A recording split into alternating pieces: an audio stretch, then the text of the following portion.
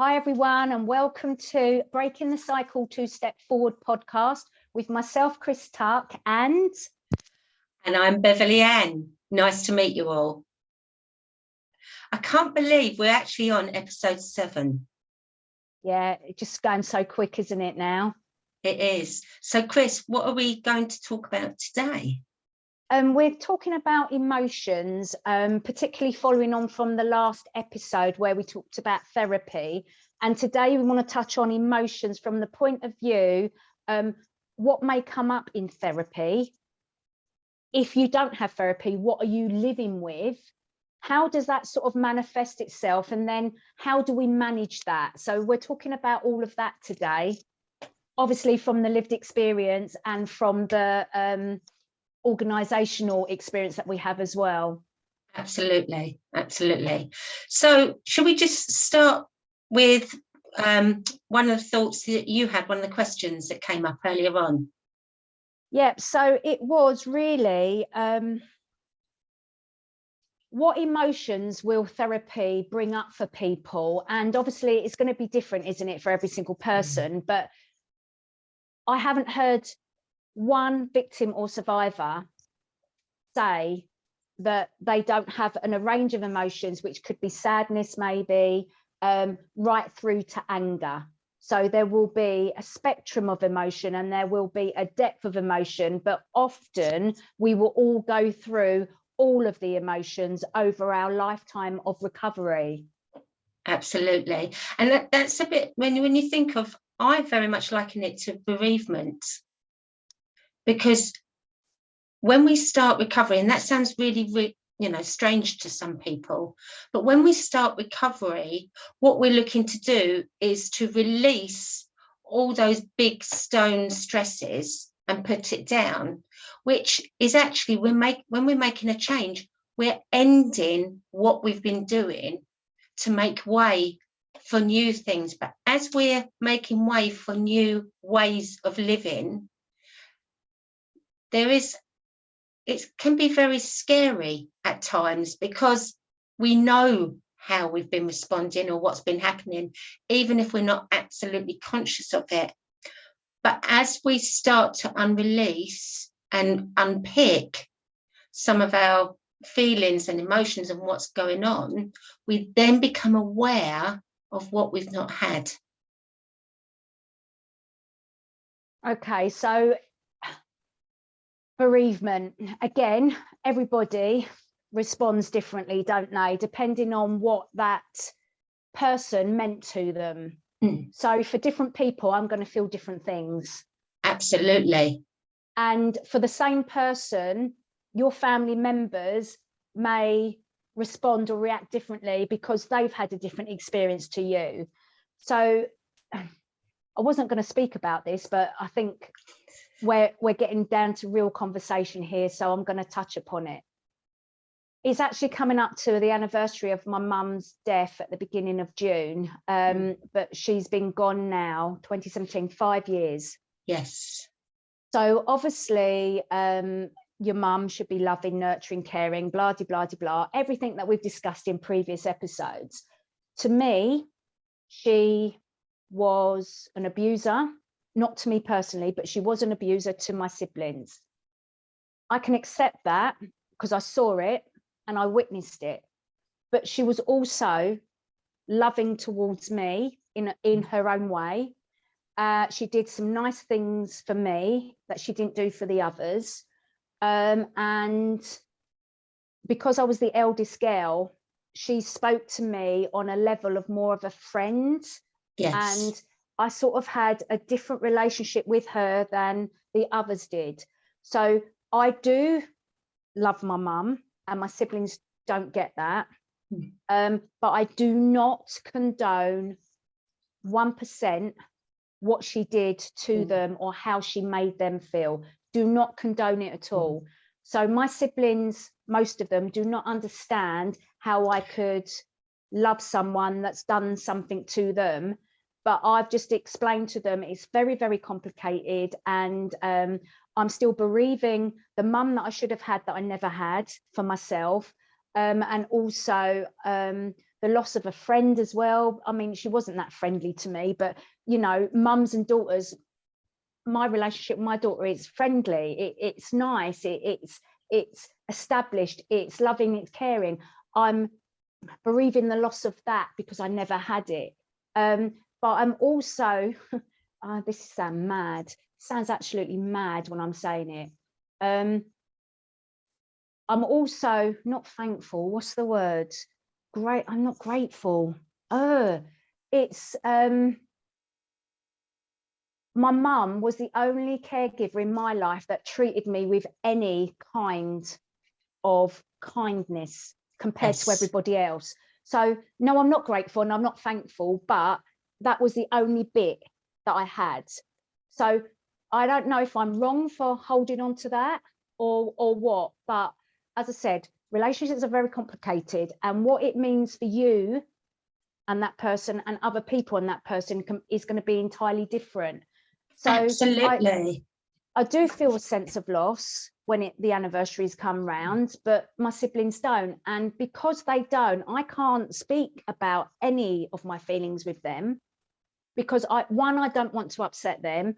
Two, I don't feel that I have the right to go to them to speak about it because they were abused by her. There was no love and there was nothing nice. Yeah. You know, so it's very complicated. And so that brings a whole host of emotions, Beverley, like anger, like suppressed emotion that I can't just, even though me and my siblings have come a long way, we still can't discuss this. Yes. It's just not discussable. Yes. And this is where the best thing about therapy is it gives us a space to release all of that. And thank you so much for your honesty there, because we know there's lots of different dynamics when it comes to abuse, particularly with people in trust, caregivers, you know, mums and dads. So I absolutely understand you. So I grew up, you know, outwardly saying that I preferred my dad and I'd go and live with my dad, but then there was this other side. But that was my way of dealing with it. And also there was different amounts of love that my dad would give us that our mum wouldn't give us. And I remember being in therapy and feeling guilty for that. And it was explained to me that all children, you know, want to be nurtured, human beings, even as adults. Yeah. So we'll find it in the way that we need to survive. We're talking survival instincts. Yeah. Yeah. You know, our body is built to survive. It will fight to find things that make us feel good, that make us feel well. Yeah.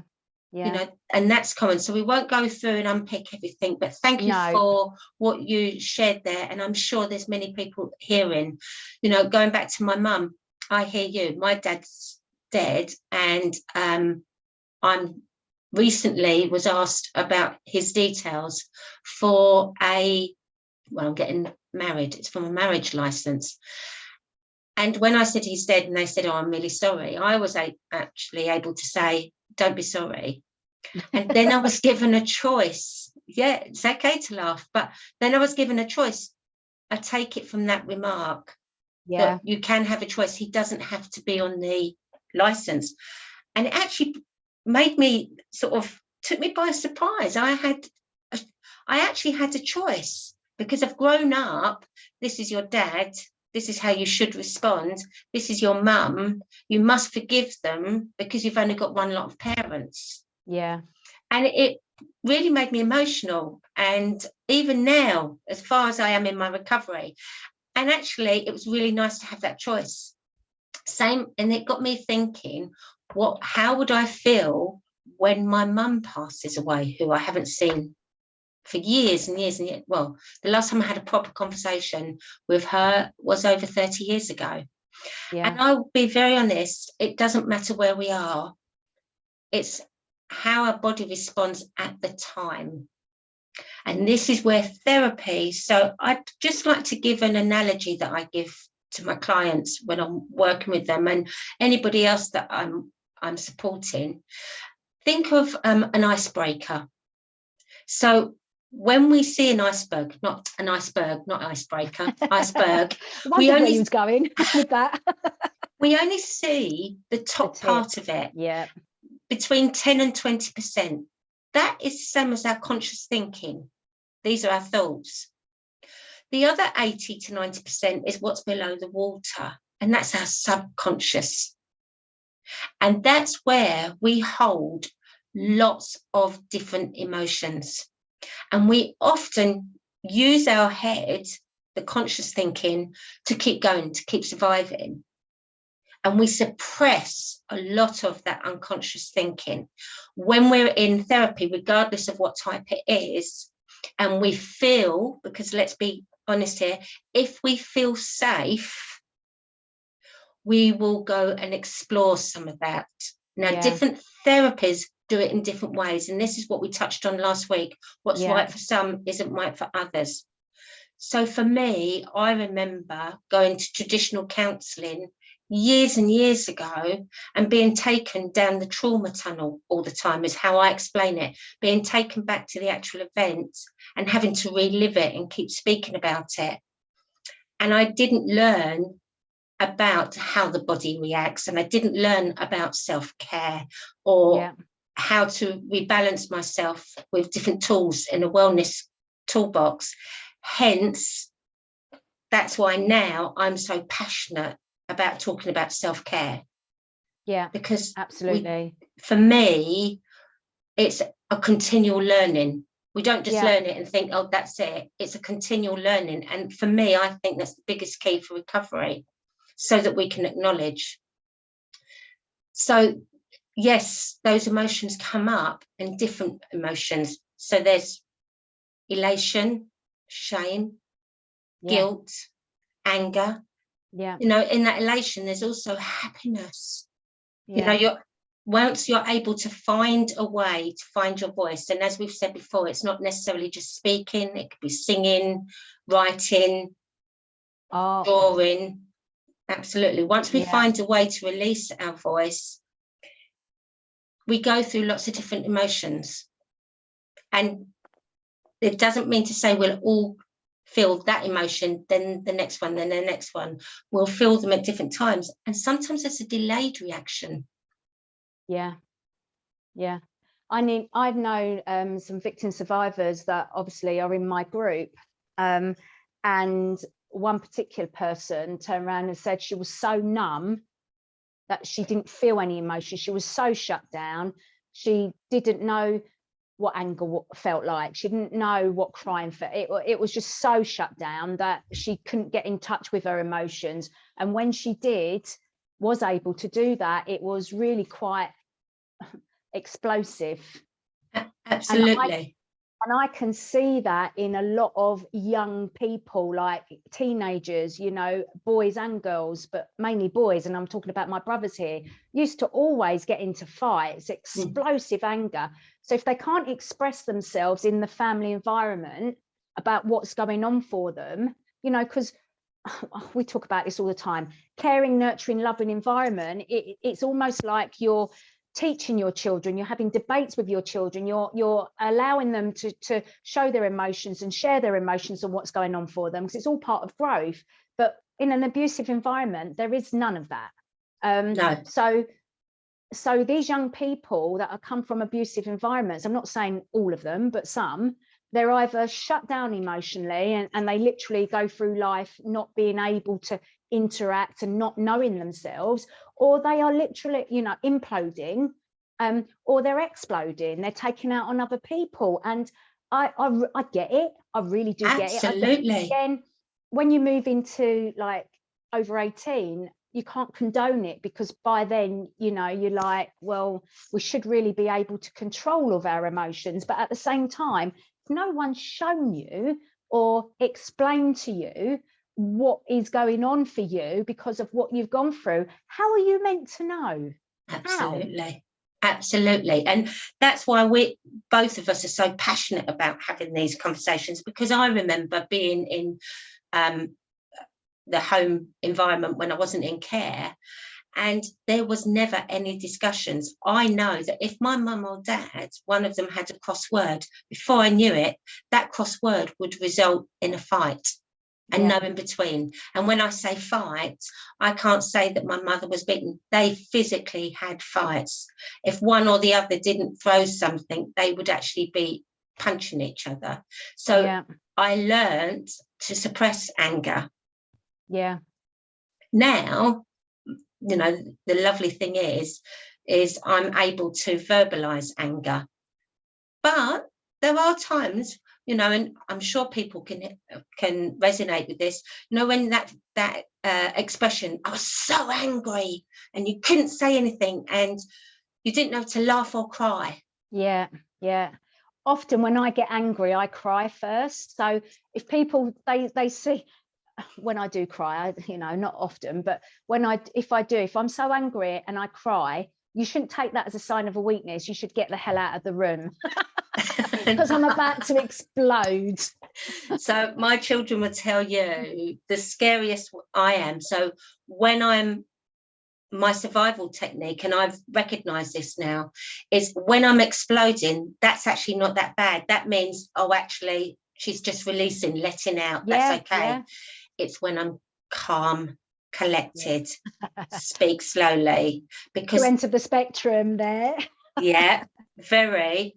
But that's also how I know now how my body reacts in any situation. My default, you know, if there's an accident or something that happens, I will go extremely calm. So my feelings, emotions are shut off, and I'm reactive, but I'm also able to think, okay, what are our options?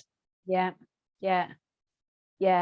So this is how I've survived all of the suppressed stuff like a volcano over the years. It's like layer, press it down, because if you showed any emotion, you got more abuse. So basically, I didn't want to go there. I didn't want to show my tears because it was a sign of weakness, and if they could see that you were crying, they would do more of it. So the more you, so that was my calm exterior, but it really wasn't. It was more of a, I'm not going to show any emotion here. And then all of a sudden, when your stress bucket just becomes too full up, and then just one person says that tiny thing or does something that is just, you know, I just go, right, that's it. And then I know, and it don't happen often, it really doesn't, but when that gets like that, the volcano is going to erupt, I have to take myself out and off to calm down, scream my head off, do whatever I need to do. And I did that several times throughout the criminal process that we've just been through, where I just had to literally, I was so angry, I didn't know how to verbalize it, didn't know how to show it. I literally just went out into the garden and just screamed my head off, and that just released everything. God knows what the neighbours thought, but but that is one of those, you know, one of the tools we're talking about, self-care. You know, I've done that before. You know, when there's things going on, there's an anger building up, and I've not actually realized it's anger, but I've I don't know where to turn. And I've actually been out for a walk and been in the middle of the woods and screamed and released it. And once I've done that, then thought, oh, okay, let's check in for a minute. Now let's check in. What is it that you're actually feeling? What do you need? And sometimes at that time, you don't know what you need. I feel my teenage self come up. Well, what do you mean? What do I need?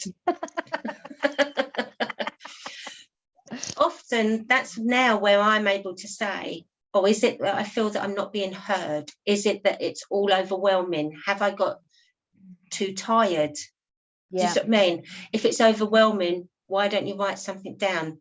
Is it that I'm not being heard? And when that is, I think I'm not being heard by someone else, I actually now reflect it back. What am I not hearing about for myself? Yeah. Or what are you not being able to express quite clearly and concisely? Yes.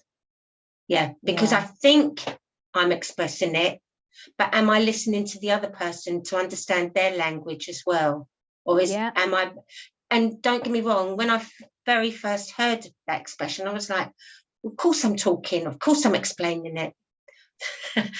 but actually slow down, listen to their language. Oh, now I get it. So if I say it this way, then maybe we'll find a mutual path for understanding. Yeah. So what I also wanted to sort of like express to people, because some people still think that the mind and body are two separate things. We know that they're not. And we also know that when we're in times of stress and overwhelm, that it can manifest in physical symptoms. And I'm just going to explain quickly at the moment what I feel in my own body. And then you can share your wisdom and your expertise in this area as well. So obviously I'm going through EMDR at the moment, and I've only managed out of 12 sessions, 2-part sessions where I've actually done any EMDR, because it's been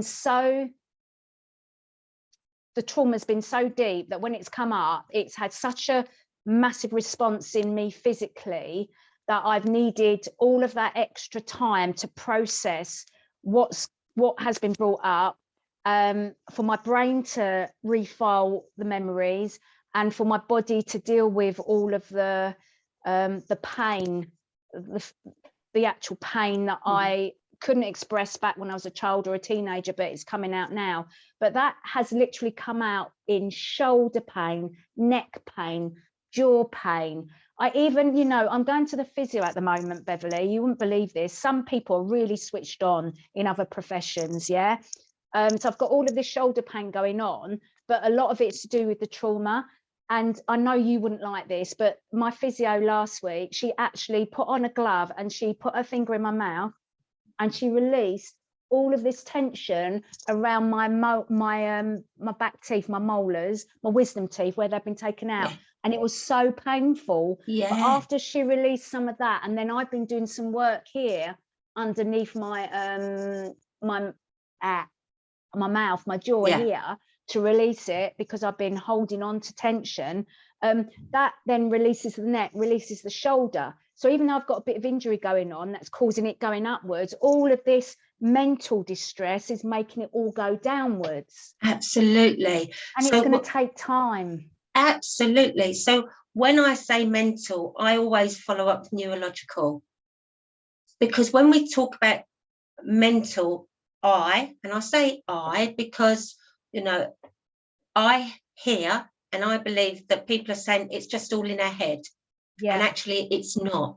No. Because what actually happens is neurologically our amygdala is releasing the adrenaline. Okay, so when you're going to the EMDR, well done, first of all, for having the courage to go and look further into recovery, okay, and turn up, because that is huge in itself.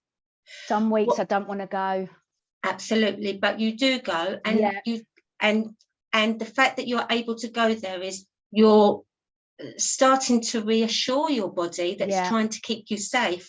This is a safe place, and you are actually listening to your body. Now, what happens? So the amygdala is thinking, "Oh, hold on, I'm going to areas, or neurologically, I'm going to areas that I've shut off for a long, long time."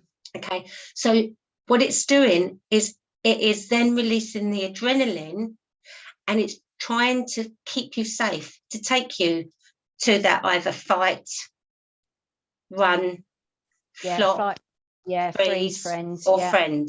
Yeah. Okay. So what I would say, and this sounds really, this is getting practice in, what I always get people to do, and it's something that I did, is actually say, "Thank you, body. I appreciate what you're trying to do."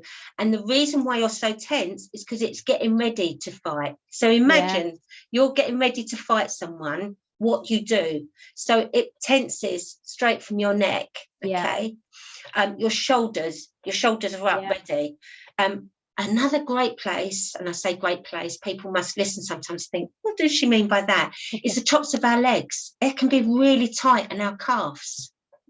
It's because we're getting ready to fight or run.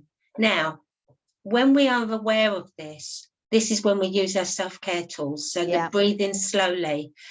Where are my shoulders? I mean, I remember my shoulders being up here years and years ago, whereas now they're down. But I still check in. Where are my shoulders? I'm not surprised that your physio has had to put her finger in and do that. I mean, I would have faked myself. Wouldn't be able to, But I was a bit, oh, what are you doing? But again, I've had problems with clenching my teeth. Yeah.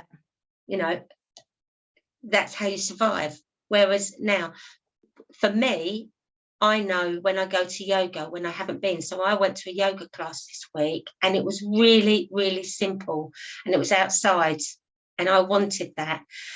And I could feel how tense my body was, and I wasn't trying to do a lot. But by being able to breathe and just relax my body, I say just, it wasn't just, I knew I needed to do that. But that's taken a long time to be able to do that. People say, oh, go to yoga or go to Pilates, that will fix it. No, it doesn't. It's sending the messages. Self-care. Absolutely. It's sending the messages neurologically, I'm safe, and allowing bit by bit. But I would say thank you to your body. That would be the mantra that I would encourage you to think about, so that when you feel you're tense, you can physically let go. And we see this in the body in so many different ways. Arthritis, we see it in back pain, like you've already described, shoulders, neck, all of this and it's psychophysical. Yeah. So it's not, so some people think, oh, you're saying it's all in my head. No, not at all. Not. That is the connection. That is where your body's working neurologically to keep you safe. And when it's doing that, it shuts off the emotions. And it's only when you feel safe and you're able to relax into your body, the third step is naturally, then your emotions come out. Yeah. So learning when those tears come, that's not actually weakness. That is, thank you, body. Yeah. I've got some emotions there that want to come out. And I bless those tears now. Whereas at one time I was proud that I didn't have tears. Yeah. I was just, when we was having our pre-show discussion, we were talking about anger and suppressed anger, outbursts, rage. And I know you're going to talk a bit more about those in a moment, but I was sort of like, I know that I'm angry and my body is showing anger, even though professionally I will never show the anger. But personally, I feel it in my body, and it comes out in a low tolerance of people and some of the things that they may say or how they're acting. So if someone is, in my mind, saying something flippant or stupid, it might not be stupid or flippant, but in my mind it's flippant and it's stupid, because I'm doing something serious here. Like, I'm working around child sexual abuse, and then someone comes along and says something that I deem, and my anger doesn't come out as, but it will come, oh, for God's sake, really? And that is really low level anger, and it can come across to other people as passive aggressive. Absolutely. Yeah. So I have a responsibility to deal with that.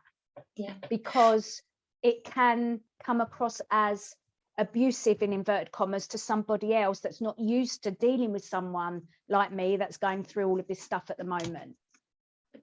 See, this is always, and we always come back to balance. This is, so when we suppress anger and we don't show it, it comes out in different ways. So, one thing, road rage.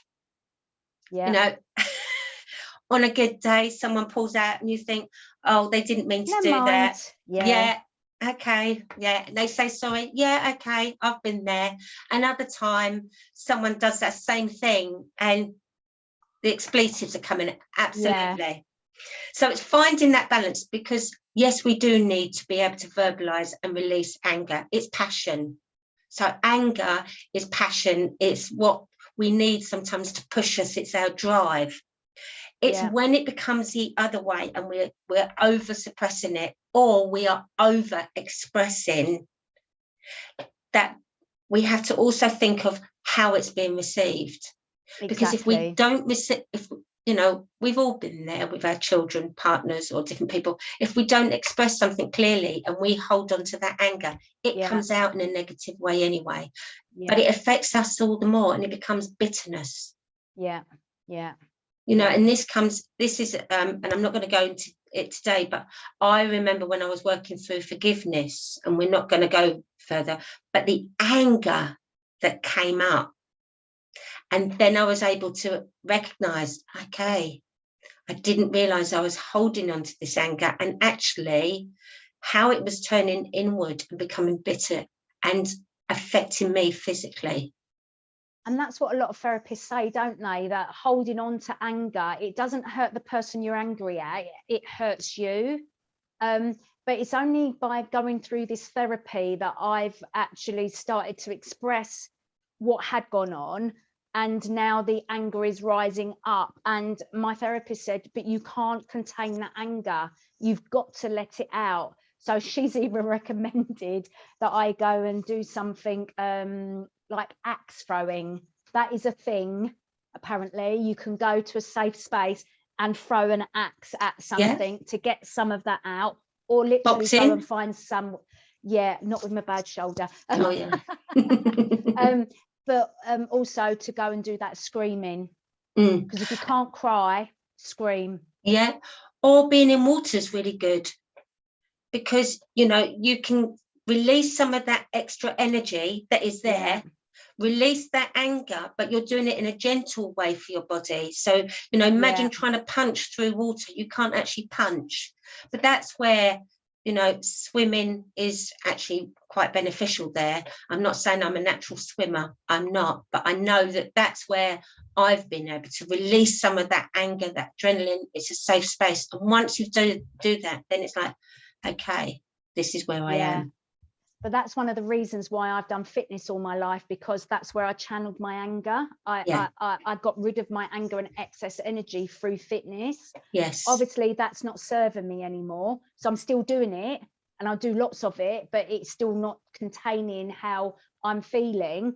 But she also said to me that do not contain it. Don't explode at anybody or anybody else, but don't contain it, because you've got a right to feel angry, and everybody's got a right to show anger, but not to hurt anybody else. Absolutely. And that's the difference. And that is why therapy is important for many of us, because it is that safe space where we can actually express what it is and how we need to express it. Yes. And another great way of doing it, and it takes different forms, is writing it down. So this is something, it's okay to love somebody and be angry. Yeah. But going right back to the beginning, because we have run over on this one, but I think it needed to be said. But that's a dilemma that often people have a challenge with, you know, but I love, you know, my mum, my dad, my children. That's okay. But it's okay to be angry as well, as long as it's all in balance. Yeah. You know. Yeah. So, and that's what it comes back to, that word balance. So we're not suppressing it, but then we're not doing outbursts that hurt other people, you know, and ourselves. More importantly, it's finding ways to allow our body to release it. And I also think, I know we've run over, but I also think that that's maybe how domestic violence relationships happen, and child abuse happens, because an individual has not been able to express what's going on for them in a way that is not damaging to another person. Absolutely. And let's be honest, if we've got two people that are not healed, we can trigger each other without realizing. You know, you said about somebody may come across as being passé or blasé, about something passive aggressive that's really important to you, but to them it's not. So they're saying something, but then it's triggering you, and then if you're releasing something back, you could be triggering them back, and that's how you get domestic violence, because it's so somebody's not doing anything wrong. And this is the bit, and I'm going to say it, but I know it's controversial. the person who is being aggressive and abusive in a relationship like that often is very scared themselves, and they are reacting. It's not right, and I'm not in any way saying it's right, but it's worth, unless that person is prepared to look at themselves, you're not going to change them. No. And that's when you have your choices and decisions to make. Yeah. And I just think, as adults, if we get this bit of knowledge, if we get this bit of education, that is where we have the responsibility, the ability to respond, to change ourselves. And we need to take that step so that we are the best versions of ourselves, but also we can then have these healthier relationships with ourselves and other people. Yeah. So it is our responsibility to do the work. So when I hear about domestic violence and about, someone actually taking all of the courses and doing therapy to change, I do believe that a person who does that work can change and go on to have a different kind of relationship. But I also agree with you that if people don't recognize that in themselves, or can't be bothered, or won't change, they won't ever change. No. And having, say, if I was in a relationship like that, me expecting that person to change if they're not going to do any work on themselves, it's not going to change. Nothing's going to change. And it's hard. I've been there. Absolutely. You can love someone, but if they're not going to change, and it doesn't, if it goes against your own values and your own well-being, then you have some really challenging questions to ask. Yeah. What's right for you? And hearing what you've just said there, an individual that doesn't even know what it is they want because they've never had that, that's when obviously you can get the real damage happening, because they don't even know they've got choice. And absolutely. That they can leave, and they're so scared of leaving. Yeah. So God, very complicated. Absolutely. But I think it's good that we've spoken about anger, because it is important, and it's amazing how much anger we all hold on to at times, and expectations of ourselves and others. Yeah. So everyone, this podcast is all about how is your anger hindering you and your relationships, and what is it you need to look at, reflect upon, and what is it you need to change, because the body keeps the score, peeps. all the time. And if anybody wants to know more about that, they can look at Dr. Bessel van der Kolk. Yes, he's got a great video that talks about it in a way. And as always, they can get in contact with us as well. There's some comments below, so please contact us as well. You can email us, and we would love to hear your thoughts on this podcast and the others, because this is about opening the conversation. Yeah, and hopefully we've done that. Yes. And Chris, what I'd like to say to you is thank you for sharing that. And what one way are you thinking of releasing any anger that you have in you today? Sleep, physio, and 2 classes I'm teaching tonight. So there you go. I'm going to be knackered by the end of the day. What about yourself? I'm going to go for a lovely walk, and I've been at the computer most of today, so I'm going to go for a lovely walk and get some lovely fresh air. Good. Lovely. All right. Thank you very much, Beverley, as always. And you, Chris. And we will see you all again in the next podcast. Thank you. Thank you. Bye. Bye.